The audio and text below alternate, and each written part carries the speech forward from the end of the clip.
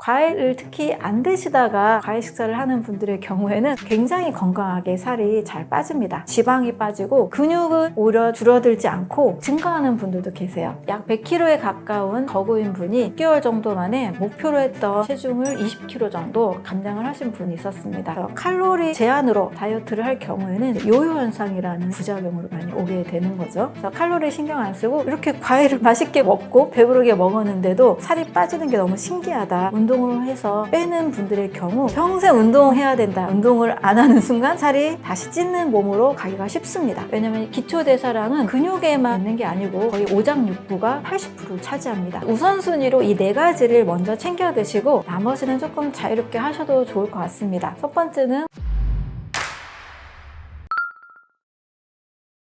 질병과 노화를 결정하는 아주 중요한 요소는 효소라고 할 수가 있습니다. 효소라는 것은 생명의 반응을 일으키는 촉매 단백질이에요. 효소가 없이는 아예 생명을 유지할 수가 없습니다. 근데 우리는 소화효소 정도는 알고 있어요. 탄수화물의 소화효소 아밀라제, 단백질의 소화효소 프로테아제, 지방의 소화효소 리파제 이렇게 알고 있는데 소화에만 효소가 필요한 게 아닙니다. 우리 몸에는 대사효소, 그리고 잠재효소, 소화효소 이렇게 3가지의 효소가 신진대사 반응을 일으킵니다. 예를 들면 지금 이제 여러분들은 이제 눈을 뜨고 또는 이제 귀를 열고 이 영상을 보고 계시고 듣고 계시잖아요. 그러는 가운데에도 눈의 깜빡임, 또 심장은 알아서 뛰고 있고 혈액순환이 아주 열심히 우리 몸의 생명을 유지하기 위해서 돕고 있습니다. 이런 혈액순환에도 동맥벽에도 8가지 효소가 작용하고 나쁜 음식을 먹거나 우리 몸에 독소가 발생하면 간에서 또 해독을 합니다. 해독에도 해독 효소가 작용을 합니다. 숨만 쉬어도 활성산소가 생기는데요. 활성산소를 중화시키는 것도 역시 우리 몸의 효소가 하는 작용입니다. 그래서 숨 쉬고 먹고 마시고 심장이 뛰고 있고 면역세포들도 일을 하고 있고 모든 작용들에는 바로 효소의 작용이라고 볼 수가 있습니다. 효소가 없다라는 것은 이제 생명이 끝났다. 죽음의 상태라고 볼 수가 있습니다. 또 효소가 점점 고갈될수록 신진대사가 잘 되지 않기 때문에 장기들이 제대로 기능을 못하겠죠. 그래서 질병에 취약한 몸이 됩니다. 실제 이제 일본에서 결핵 환자들 111명을 조사했을 때 정상인에 비해서 아밀라제는 효소가 무려 82%나 부족한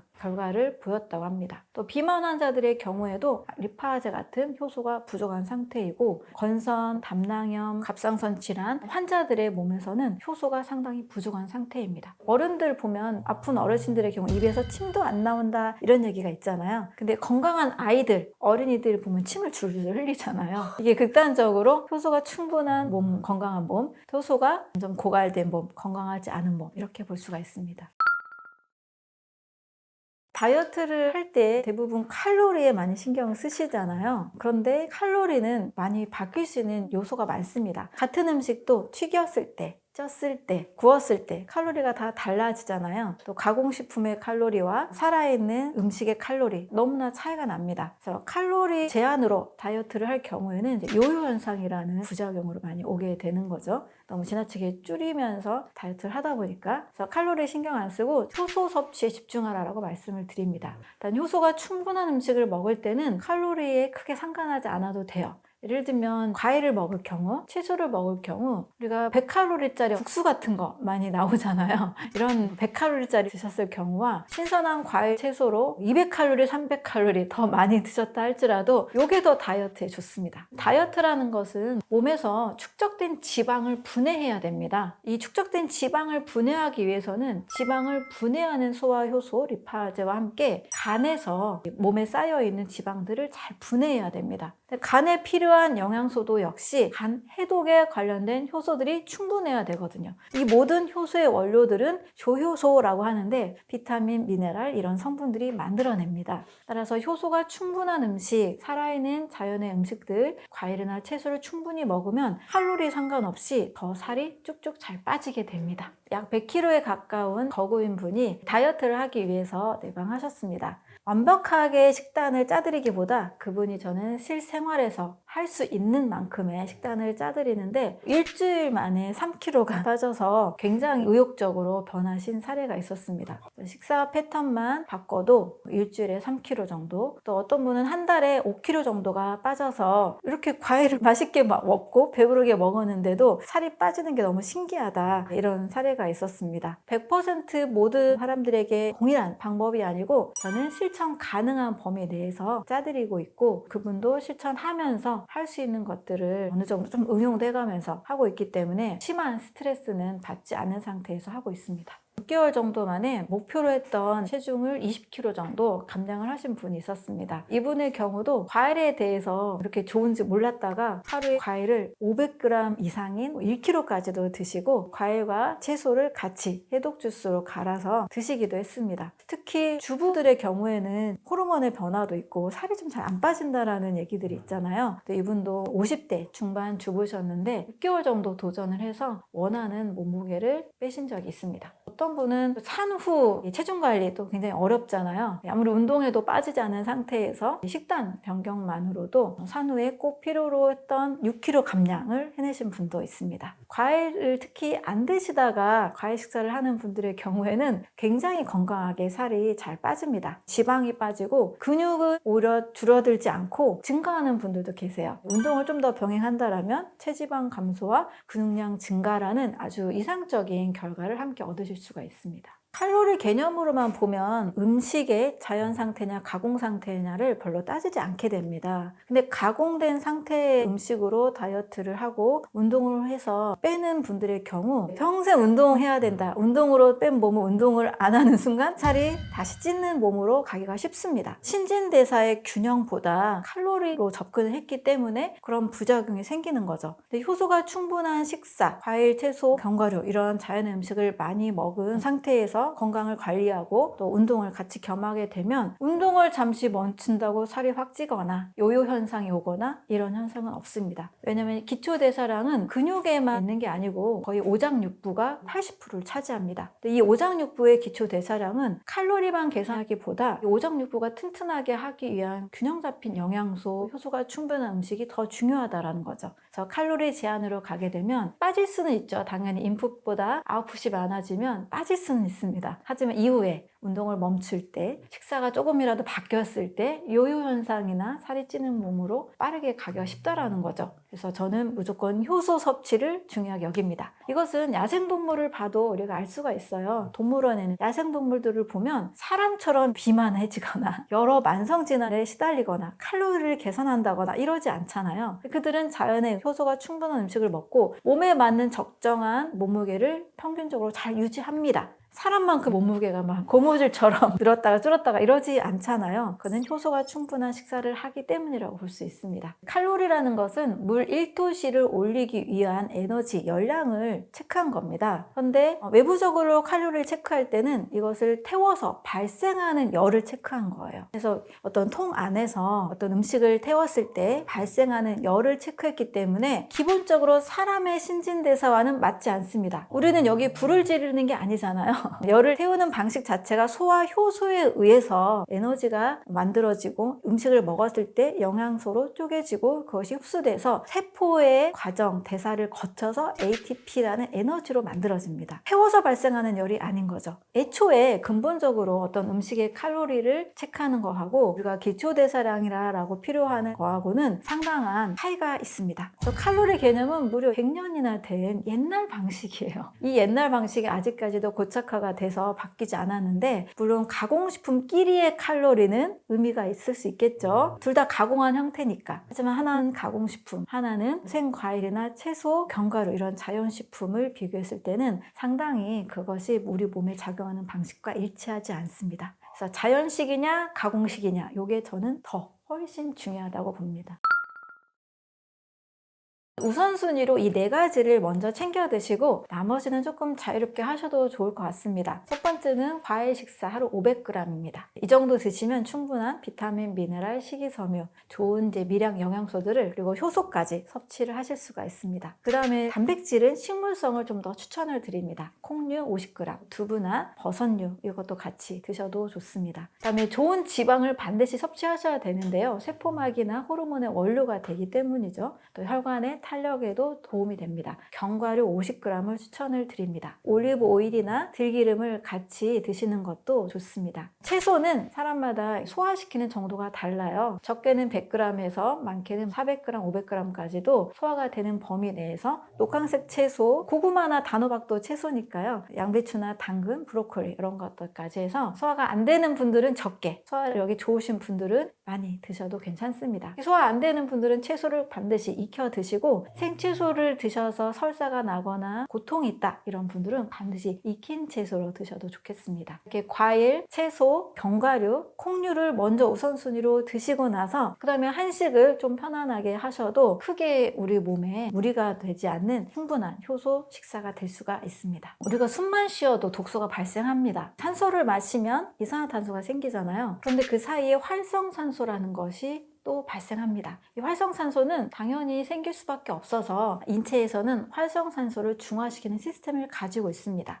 이게 SOD, 글루타치온 탈라아제라는 이름으로 활성산소를 제거하는 시스템인데요. 예를 들면 SOD라는 효소 시스템은 1초에 무려 10만 개의 활성산소를 중화합니다. 그리고도 나머지 제거되지 않은 활성산소는 카탈라아제라는 효소가 1초에 또 9만 개를 제거합니다. 글루타치온도 불필요한 활성산소를 많이 중화하는 원래 우리 몸이 가지고 있는 시스템인 거죠. 근데 얘네들이 쉽게 발생하는 활성산소들을 제거해야 되는데 어떤 원인들에 의해서 잘 제거가 안 되면 활성산소가 몸에 가득한 쌓이는 상태가 됩니다. 또는 과식하거나 과음하거나 너무 과한 운동을 할 때도 몸에서 산소 소모량이 늘어나니까 활성산소가 많이 쌓이게 되는 거죠. 그랬을 때 활성산소가 세포막을 공격하거나 혈관을 공격하거나 DNA를 공격해서 변이를 일으키고 질병의 원인이 됩니다. 활성산소가 또 많은 몸에서 또 암세포도 잘 생긴다라는 보고서도 있죠. 그래서 우리 몸은 자연스럽게 활성산소를 제거하는 시스템이 있고, 이 시스템을 잘 유지하기 위해서는 활성산소를 중화시키는 항산화 영양소를 섭취하면 됩니다. 이 항산화 영양소는 자연에 다 있어요. 과일, 채소에도 있고 견과류에도 있습니다. 그런데 우리가 주식으로 많이 알고 있는 요리된 밥빵, 면떡, 고기, 우유에는 없습니다. 그래서 너무 밥빵, 면떡, 고기, 우유 중심의 식사를 하게 되면 활성산소가 잘 제거되지 않아서 독소가 계속 쌓이는 몸이 되는 거죠. 간에서도 역시 효소가 담당합니다. 우리가 독소를 해독하는 간 기능 굉장히 중요하게 생각을 하는데요. 간 기능도 역시 해독 효소가 담당을 합니다. 간에서는 이제 1단계 해독과 2단계 해독이 있는데요. 1단계는 사이토크롬 P450이라는 이 효소에 의해서 독소가 물에 잘 녹는 형태로 바뀝니다. 2단계에서는 GST, UDT, SULT라는 아주 복잡한 이름들의 여러 효소들이 독소를 수용성으로 바꾸면서 내보내는 역할을 합니다. 약물도 먹으면 간에서 거쳐가지고 해독이 다 되거든요. SULT라는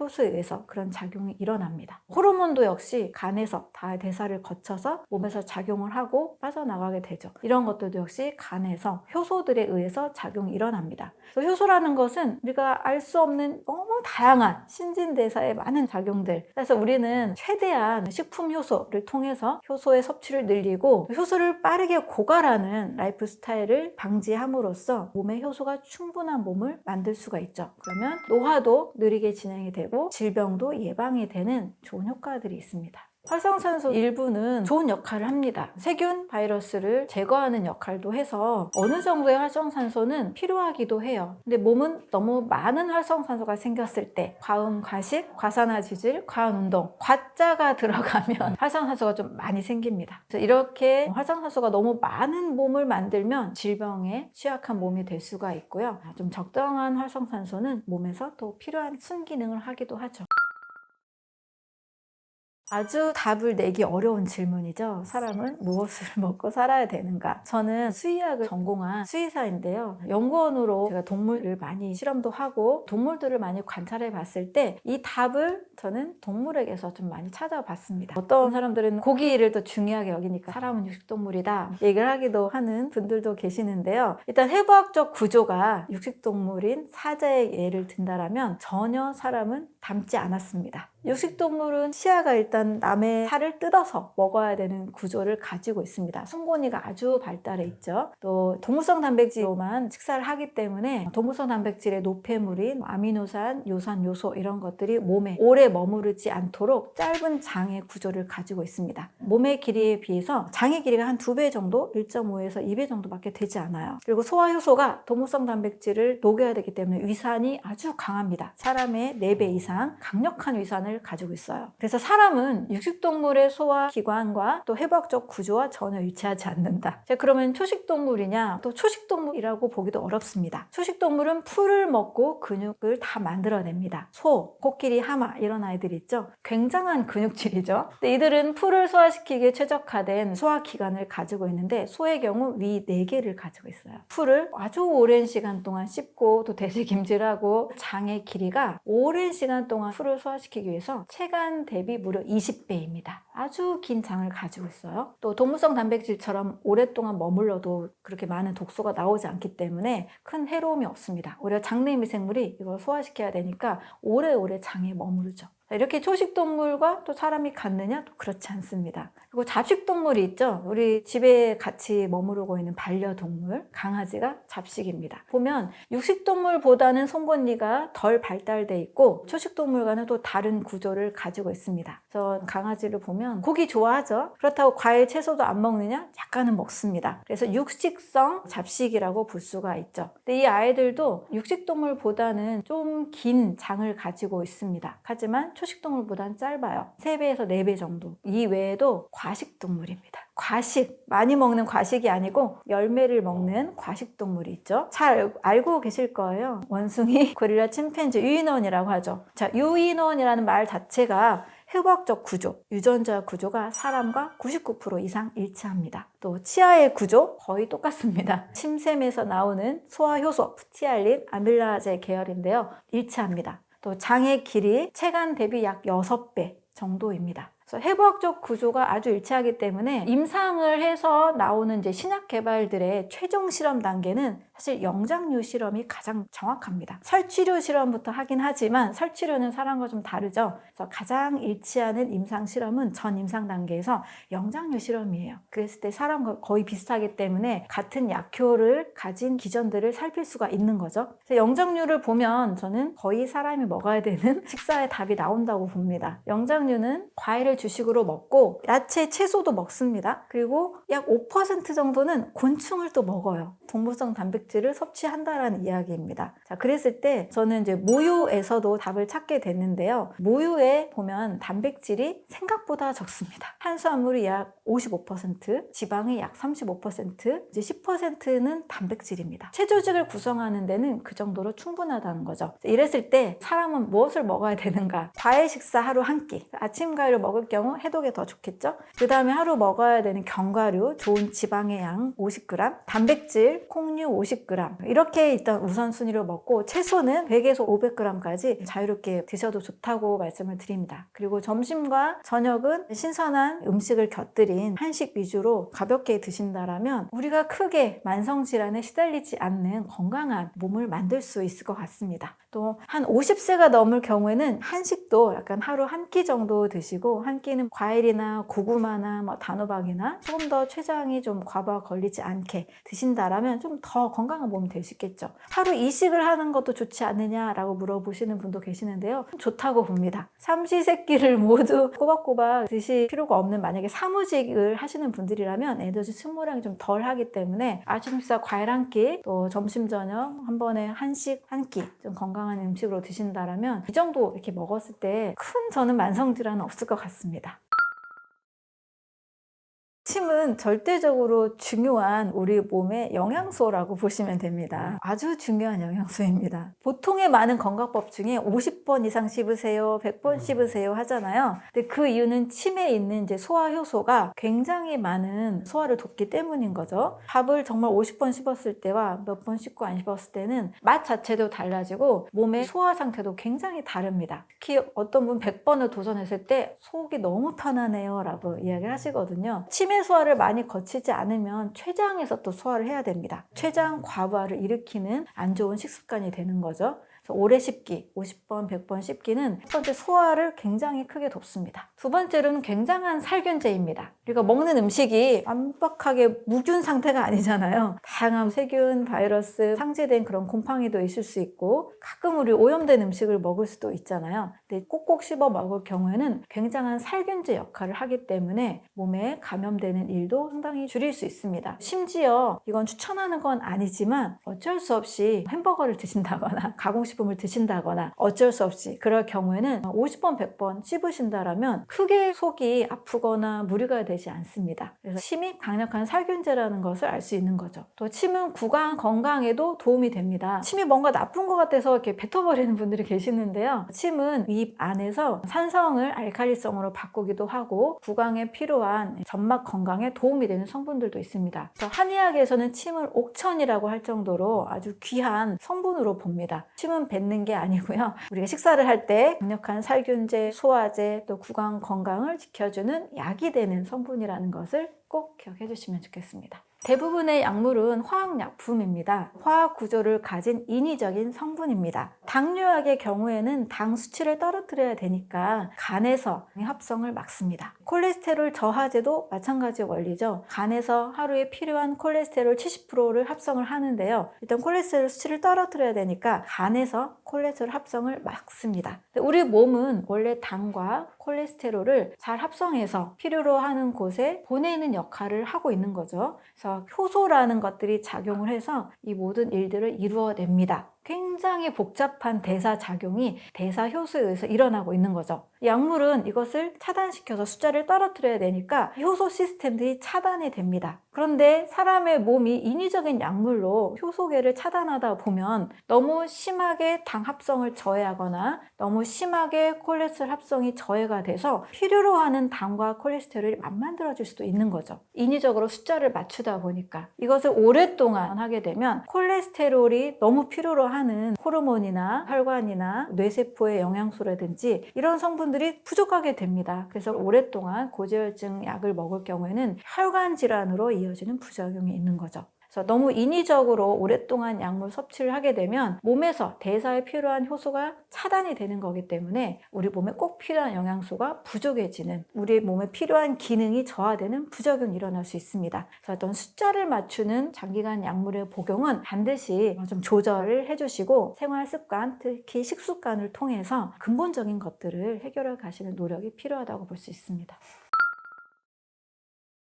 제가 말씀드리고 싶은 신진대사 강화 그리고 세포 기능 건강에 대한 이야기들을 오늘 구독자분들에게 많은 이야기를 전달해 드릴 수 있어서 저도 좀 뿌듯하고 즐거운 시간이었습니다. 질병은 어떤 운명이 아니고요. 가족력에 대한 어떤 결과가 아니고요. 나의 신진대사를 강화하는 생활 습관과 노력이라고 볼 수 있습니다. 우리 건강한 몸은 가장 첫 번째로 소중한 재산이잖아요. 건강한 몸을 위해서 신진대사 강화하는 방법들 제가 말씀드린 것 중에 꼭 한 가지라도 실천해 보셨으면 좋겠습니다. 네, 오늘 말씀드린 내용들은 제가 최근에 쓴 신간 병원 갈 일 없는 대사혁명이라는 책에 더 많은 이야기들이 상세하게 담겨 있습니다. 이 책을 쓴 배경은 제가 너무 많은 아픈 분들이 병에 대해서 운명적인 생각을 가지고 있고 집안의 내력에 대해서 걱정하는 분들이 참 많으시더라고요. 그래서 운명이 아니다, 또 가족력이 아니다, 우리가 신진대사 강화를 통해서 건강할 수 있다를 꼭 말씀드리고 싶었습니다. 또 일상에 체력이 약해서 원하는 일들을 하지 못하는 분들을 볼 때 너무 마음이 안 좋았습니다. 일상생활을 건강하게 유지할 수 있는 가장 기본이 되는 체력, 이 대사혁명을 통해서 얻으셨으면 좋겠습니다.